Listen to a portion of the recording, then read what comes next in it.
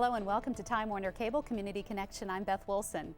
Well, each year the American Institute of Architecture presents Celebrate Architecture. It's not only a wonderful fundraiser for a very good cause, but it's a chance to see some innovative designs. Bob Borson is this year's chairman for the event and joins us to talk about it. How are you? Good. Hi. Thanks for having me. Well, I'm glad you're here. You know, I cheat a little bit on this. I was there last year, so I got to see what all goes on at Celebrate Architecture, and it's really a phenomenal event in the sense that you're seeing, you know, some structures or designs that generally aren't open to view by the general public. And you had some pretty fascinating entertainment. So what's the lineup for this year?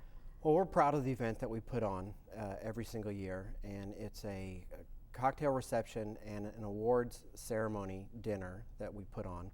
It's a fundraiser that benefits the Center for Architecture in Dallas, the creation of the Center of Architecture, and the Dallas Architectural Foundation, which is a nonprofit group that exists to foster the public's education in how architecture can improve their lives and improve the city. Okay, and you mentioned the Dallas Center for Architecture, and that's something new that's coming on board, correct? It is new. Part of the funds from this year's event are to raise the money to help create the Center for Architecture.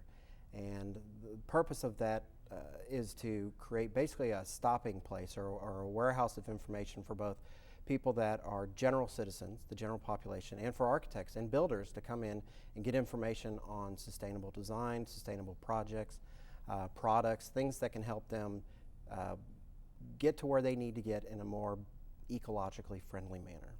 Well, last year I know on display you had some design awards, some pictures of some designs that had won awards. This year, though, because your theme is sustainability, you're going to be showing some new products that are being manufactured, correct? We are. One of the things that we're trying to do with this year's theme is to educate people on ways to go about doing what they do in their everyday lives and how the decisions they make can impact our future and our children's future. So when they come into the event, we'll have information boards that have information on leaders in the field that are doing things and taking steps to create better products, information on materials that you can get that are more ecologically friendly. They are renewable resources, they're energy efficient. I mean, a whole bunch of things that are available to just about anybody to find out what they can do to have a smaller energy footprint on the planet. You do a lot of home building. So what are home builders choosing to do now that's different, that's more ecologically focused? Well, one of the things that we see more than anything else is energy efficiency. It has to do with choosing better windows that have the ability to keep the hot air out and the cool air in, as it were. The amount of insulation that people are putting in their projects now is going up.